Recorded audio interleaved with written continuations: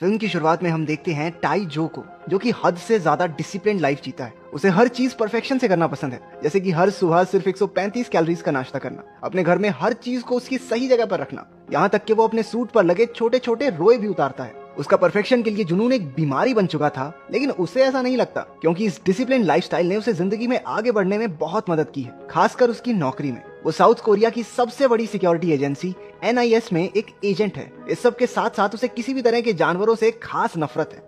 एक दिन जब वो लिफ्ट में एक आदमी और उसके कुत्ते के साथ था, तो उस कुत्ते ने टाइजू के मुंह पे मूत दिया और माफी मांगते हुए उसके मालिक ने पेशाब उसके पूरे मुंह पे फैला दिया। ऑफिस जाकर उसका मूड थोड़ा ठीक हुआ जब उसके कोलीग्स ने उसे एडवांस में प्रमोशन की बधाई दी। इसके बाद सभी को एक जरूरी मीटिंग के लिए बुलाया गया, जिसमें पता चला कि चाइना से एक VIP आने वाला है और उन लोगों को उसकी सुरक्षा का बंदोबस्त करना होगा। ये इवेंट चाइना और कोरिया के बीच 25 साल के अच्छे संबंधों की खुशी मनाने के लिए ऑर्गेनाइज किया गया है और इसमें किसी भी तरह की गड़बड़ बर्दाश्त नहीं की जाएगी। पता चलता है कि वो VIP कोई इंसान नहीं बल्कि मिंग मिंग नाम की एक पैंडा है। जानवरों से नफरत होने के बावजूद टाइजू इस काम के लिए वॉलंटियर करता है ताकि उसकी प्रमोशन पक्की हो जाए। इवेंट वाले दिन टाइजू ने सुरक्षा के पुख्ता इंतजाम किए थे। कई मिलिट्री डॉग्स को भी बुलाया गया था ताकि इवेंट में किसी भी तरह की गड़बड़ ना हो। टाइजू अपने जूनियर एजेंट क्रोनी से मिला, जो अभी अभी न्यूजीलैंड से लौटा था। उसे इम्प्रेस करने के लिए क्रोनी ने टाइजू को एक पेन दिखाया जो 100 मील के दायरे में थोड़ी देर के लिए सभी बिजली उपकरणों को बंद कर सकता है। क्रोनी वैसे बुरा आदमी नहीं था, लेकिन उसकी किस्मत इतनी खराब थी कि वो हर जगह कोई ना कोई गड़बड़ कर ही देता था। इसलिए टाइजो ने उससे वो पेन ले लिया और ढंग से अपनी ही जगह पर रहने को कहा।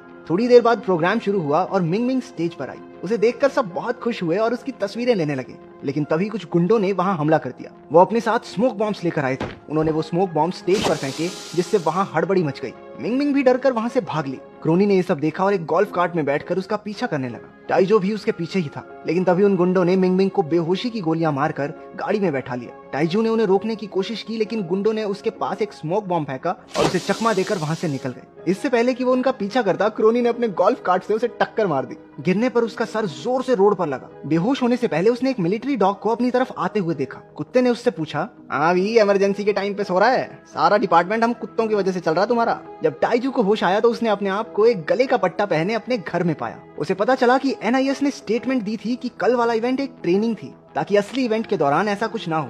लेकिन ये सिर्फ मीडिया से मिंग मिंग के अगवा हो जाने की खबर को छुपाने का एक तरीका था। टाइजू अपने ऑफिस जाने के लिए घर से निकला, लेकिन लिफ्ट में उसे फिर से वही कुत्ता मिला जिसने उसके मुंह पे मुता था। लेकिन आज उसे कुत्ते की बातें समझ में आ रही थी। वो कुत्ता खुद से बात कर रहा था कि आज फिर से मौका मिल जाए तो मजा आ जाए, इसी के मुंह पे हल्का हो जाऊं। वो जल्दी से एक दुकान पर गया और बढ़िया खाना और कुछ दवाइयां ली, ये सोचकर कि शायद वो बीमार हो गया है। लेकिन उसके होश तो तब उड़े जब वहाँ पालतू जानवरों के सेक्शन में एक चूहे ने उसे खुद को खरीदने के लिए कहा और उसके साथ वाले कंटेनर में बैठा है जॉग तो कहने लगा कि इसे छोड़ के मुझे ले चलो अंकल, मैं बहुत बढ़िया हूँ, मेरे पे 500 रुपया ऑफ भी है। टाइजू जल्दी से वहाँ से भाग गया। ऑफिस में पहुंचकर उसने फिश टैंक में तैर रही मछलियों को उस पर हंसते हुए सुना। कल तक तो प्रमोशन के सपने देख रहा था, आज नौकरी से भी हाथ धो बैठेगा। ओ बिरे सानू की तैरो तैरो अपना तैरो। टाइजू ने चौंक कर अपने बॉस से पूछा कि क्या उसे नौकरी से हटाया जा रहा है, जिसने जवाब दिया कि वो उनके सबसे अच्छे एजेंट्स में से एक है, वो भला उसे क्यों हटाएंगे। लेकिन जब मछलियां चुप होने का नाम ही नहीं लेती तो टाइजू जोर से उन पर चिल्लाया। सब उसकी तरफ असमंजस में देखने लगे। उसने अपनी डायरेक्टर को बताया कि वो जानवरों की बात सुन सकता है। डायरेक्टर को लगा कि उसके सर पर लगी चोट ने कुछ गहरा असर किया है और उसे कुछ दिन आराम करने को कहा। ऑफिस से टाइजू सीधा जू में गया, जहाँ नकली पांडा को रखा गया था। ये पांडा कोई और नहीं बल्कि क्रोनी था, जिसे कॉस्ट्यूम पहनाकर वहाँ छोड़ दिया गया था ताकि किसी को शक ना हो। जब टाइजू और क्रोनी कुछ बातचीत कर रहे थे तो क्रोनी ने गलती से अपनी कॉस्ट्यूम में ही आग लगा ली, जिसके बाद उसे अस्पताल ले जाना पड़ा।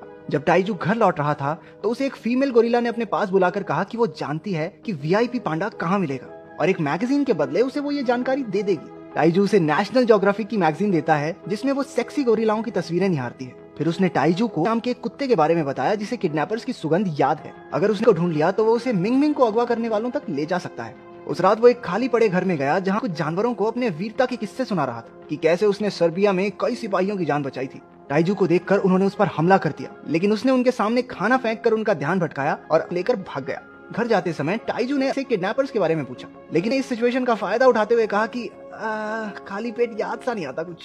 वो टाइजू के घर पर आए, जहाँ मस्त भागना शुरू कर दिया, जबकि टाइजू उसके पीछे पीछे उसके पंजों के निशान मिटाता फिर रहा था। अगली सुबह जब टाइजू ने अपने घर में पहली बार गंद मचा हुआ देखा तो वो इसके लिए डांटने लगा, लेकिन तभी वहाँ उसकी बेटी सियो यान अपनी 2 दोस्तों के साथ पहुंची। उसकी माँ के गुजर जाने के बाद सियो यान और टाइजू के रिश्ते में काफी तनाव आ गया था। उसकी खतरनाक नौकरी की वजह से वो दोनों साथ भी नहीं रहते। आज उसकी बेटी का जन्मदिन है और टाइजू ने उसे एक अच्छी पार्टी देने का वादा किया था, लेकिन घर में गंद मचा देखकर वो समझ गई कि उसके पिता उसका जन्मदिन भूल गए थे। पर जैसे ही उसने को देखा वो खुश हो गई कि चलो पापा में थोड़ा बदलाव तो आया। टाइजू उसे सच्चाई बताकर दुखी नहीं करना चाहता था, तो वो चुप रहा। इसके बाद वो एक पार्क में गए जहाँ पूरा दिन सियोयान के साथ खेली। शाम को उसके जाने के बाद पास में हो रही आतिशबाजियां को उस समय की याद दिलाती हैं जब वो सर्बिया में था। जिसके बाद वो थोड़ा उदास हो गया।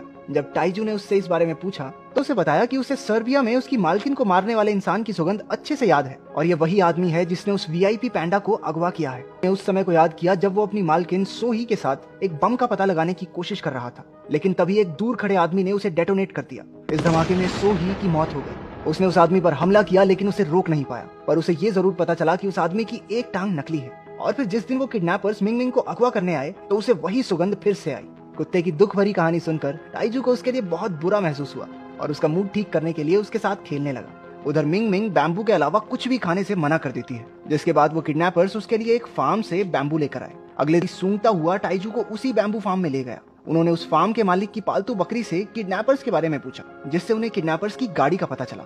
थोड़ी और छानबीन के बाद उन्हें एक बायोटेक कंपनी के फाउंडर मैनसीक पर शक हुआ। उसकी तस्वीर देखते ही ने उसे पहचान लिया और कहने लगा कि यही मिंग मिंग का किडनैपर है। वो उसकी कंपनी के हेडक्वार्टर्स में गए और पता लगाया कि वो जल्द ही एक नया प्रोजेक्ट शुरू करने वाला है, जिसमें वो एक पैंडा के जीन्स का इस्तेमाल करके एक नई स्पीशीज का इजाद करना चाहते हैं जिसे इंसान पालतू जानवरों की तरह अपने पास रख सके। और इसी वजह से उसने मिंग मिंग को अगवा करवाया होगा। टाइजू ने मैनसिक और उसके बॉडीगार्ड्स पर हमला किया और उसे गिरफ्तार करके पुलिस स्टेशन ले गया, लेकिन गलती से वो पीछे ही छोड़ा है। एनआईएस की डायरेक्टर ने टाइजू से पूछा कि वो किस बिना पर मैनसिक को गिरफ्तार करके यहाँ लाया है, पर वो कैसे बताता कि ये सब एक कुत्ते ने उसे बताया था।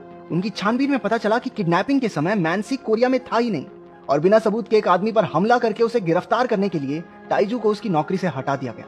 एनएसआई हेडक्वार्टर से छूटते ही मैनसिक सीधा उन लोगों के पास गया जिन्हें उसने मिंग मिंग को अगवा करने की सुपारी दी थी। हमें पता चला कि दिमित्री नाम के एक आतंकवादी ने मिंग मिंग को किडनैप किया था। तो धोखा इसलिए लगा क्योंकि दिमित्री ने अपने चेहरे पर मैनसिक का एक हाईटेक मुखौटा पहना था। उस पैंडा को अगवा करने के बदले उसने मैनसिक से ऐसे कैप्सूल बनवाए थे जिन्हें अगर किसी को खिला दिया जाए तो एक रिमोट का इस्तेमाल करके दूर से ही धमाका किया जा सकता है। जो मैनसिक का पीछा करते हुए वहां पहुंचा था, उनकी बातें सुनकर सारी सच्चाई समझ गया। उसने मिंग मिंग के पास जाकर उसे दिलासा दिया कि कोई नहीं चाची, आएंगे तुझे बचाने। इसके बाद वो भागता हुआ टाइजू के घर गया और घंटी बजाकर दरवाजा खोलने को कहा, लेकिन टाइजू को अब उस पर बिल्कुल भरोसा नहीं था क्योंकि की वजह से ही उसकी नौकरी गई थी। मिलिट्री वाले वहां से ले गए और ये तय हुआ कि ऑर्डर्स फॉलो ना करने की वजह से उसे मार दिया जाएगा। जब सीओ यान से मिलने वापस आई तो उसे पता चला कि टाइजू ने उसे छोड़ दिया है। अपनी बेटी को दुखी देखकर टाइजू ने को बचाने का फैसला लिया। वो मिलिट्री के डॉग शेल्टर में गया और उसकी जान बचाई। टाइजू को उस गोदाम में लेकर गया जहाँ किडनैपर्स ने मिंग मिंग को रखा था। उन्हें वहाँ क्रोनी भी मिला जो जॉगिंग करते हुए रास्ता भटक गया था। टाइजू जानता था कि इसको अंदर ले गए तो मरे,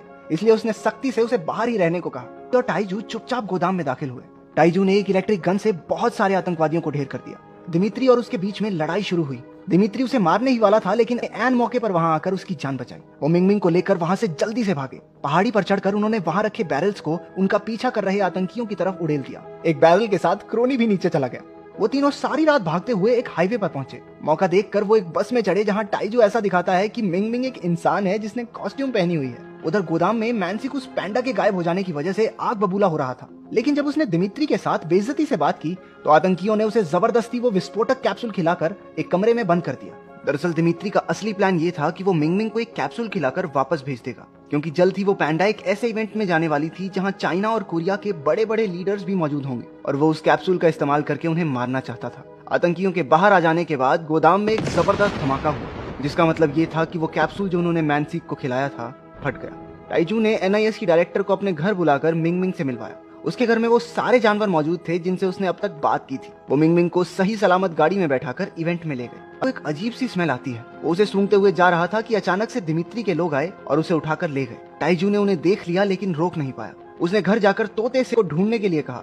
दिमित्री जबरदस्त सभी मिलिट्री डॉग्स को वो विस्फोटक कैप्सूल खिला देता है क्योंकि वो भी उस इवेंट में मौजूद होंगे। तो दिमित्री अब उन सबको बम की तरह इस्तेमाल करेगा। प्रोग्राम शुरू हुआ और दोनों देशों के लीडर से एक दूसरे से मिले, लेकिन जब मिंग मिंग परफॉर्म करने स्टेज पर आई तो दिमित्री ने अपने फोन से काउंटडाउन शुरू कर दिया। कुत्तों को छोड़ दिया गया जिससे लोगों में हड़बड़ी मच गई। बाहर से दरवाजे बंद होने की वजह से वो सब अंदर ही कैद हो गए। कैप्सूल्स के फटने से कुछ देर पहले टाइजू क्रोनी के पास गया और उसके पेन के बटन को दबा दिया, जिसने वहां मौजूद सारे इलेक्ट्रिक डिवाइसेस को बंद कर दिया। सभी कैप्सूल्स कुत्तों के पेट में ही डिफ्यूज हो गए। दिमित्री वहां से भागने की कोशिश करता है लेकिन उसका पीछा किया। इस लड़ाई में पूरी तरह घायल हो गया। दिमित्री उसे मारने ही वाला था कि टाइजू बीच में कूद पड़ा। गोली टाइजू को लगी। अगले दिन जब वो अस्पताल में उठा तो उसे पता चला कि जानवरों के अस्पताल में है। वो उससे मिलने गया लेकिन पहले ही मर चुका था। दोनों बाप बेटी लिपट कर रोने लगे, लेकिन डॉक्टर ने आकर बताया कि वो बस सो रहा है। आखिरी सीन में हम देखते हैं कि अपनी वीरता के लिए को NIS की डायरेक्टर एक मेडल से सम्मानित